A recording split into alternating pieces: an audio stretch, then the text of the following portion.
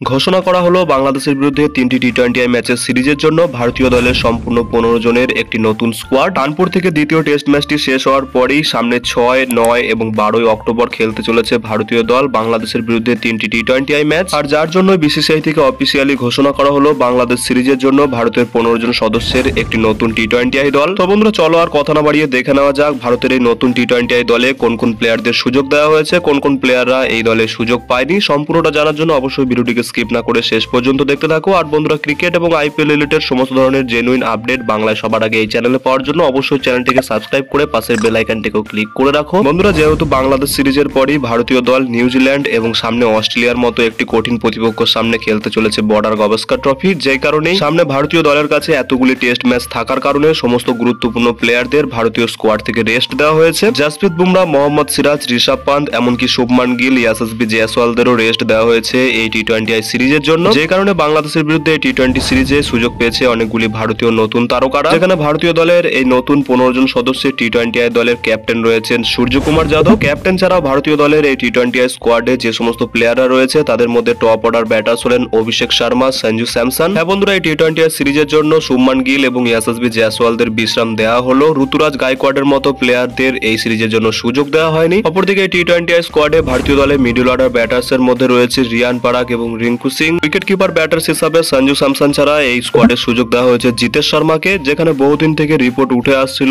ঈশান কিষানকে হয়তো ভারতীয় দলে আবারও দেখা যেতে পারে এই টি-20 স্কোয়াডে, কিন্তু এমনটা হয়নি। ঈশান কিষানের পরিবর্তে আমরা জিতেশ শর্মাকেই দেখতে চলেছি এই টি-20 সিরিজে। অলরাউন্ডারের লিস্ট এই স্কোয়াডে অনেকটাই লম্বা রয়েছে, যেখানে অবশ্যই রয়েছেন সেই ভারতীয় দলের হোয়াইট বলের একজন অত্যন্ত গুরুত্বপূর্ণ প্লেয়ার হার্দিক পান্ডিয়া। পান্ডিয়া ছাড়া অলরাউন্ডারের ভূমিকা রয়েছে শিবম দুবে, ওয়াশিংটন সুন্দর। এছাড়াও বন্ধুরা, এই সিরিজের জন্য নীতিশ কুমার রেড্ডিকে আবারও ভারতীয় দলে সুযোগ দেওয়া হয়েছে, যেখানে তাকে প্রথমে জিম্বাবুয়ে সিরিজে সুযোগ দেওয়া হলেও তিনি তার চোটের কারণে একটি ম্যাচও খেলতে পারেননি। অলরাউন্ডারের পর বন্ধুরা, বাংলাদেশের বিরুদ্ধে ভারতীয় দলের বোলিং অ্যাটাকের কথা বললে সেখানে সুযোগ দেওয়া হয়েছে দুজন স্পিনারকে। রয়েছেন রবি বিষ্ণয় এবং যার সঙ্গে আবারও বহুদিন পর ভারতীয় দলে কামব্যাক করতে চলেছে বরুণ চক্রবর্তী, যিনি বন্ধুরা লাস্ট ভারতীয় দলে খেলেছিলেন 2021 টি-20 ওয়ার্ল্ড কাপে। যার পর থেকে তিনি আর ভারতীয় দলে সুযোগ পাননি। গৌতম গম্ভীর ভারতীয় দলে কোচ হয়ে আসার পরেই কেকেআর এর এই চ্যাম্পিয়ন স্পিনারকে আবারও সুযোগ দেওয়া হয়েছে ইন্ডিয়ান স্কোয়াডে। বন্ধুরা, যেই কারণে ভারতীয় দল থেকে আবারও সাইড লাইন করে দেওয়া হয়েছে যুজবেন্দ্র চাহালকে। পেস বোলারদের মধ্যে এই টি-20 সিরিজের জন্য সুযোগ দেওয়া হয়েছে আর্শদীপ সিং এবং হর্ষিত রানাকে। এছাড়া সুযোগ দেওয়া হয়েছে ভারতীয় দলের আপকামিং একজন সুপারস্টার পেস বোলার মায়াঙ্ক যাদবকে। আইপিএল এর গত সিজনে লখনৌ সুপার জায়ান্টসের হয়ে সেই দুরন্ত গতিতে বল করা মায়াঙ্ক যাদবকে আমরা ফাইনালে দেখতে চলেছি ভারতীয় স্কোয়াডে। বন্ধুরা, কিছুটা এমনই 15 জন সদস্যের একটি টি-20 স্কোয়াড ঘোষণা করা হয়েছে বাংলাদেশের বিরুদ্ধে ভারতীয় দলের। এর মধ্যে কোন প্লেয়ারদের এই সিরিজে তোমরা দেখার জন্য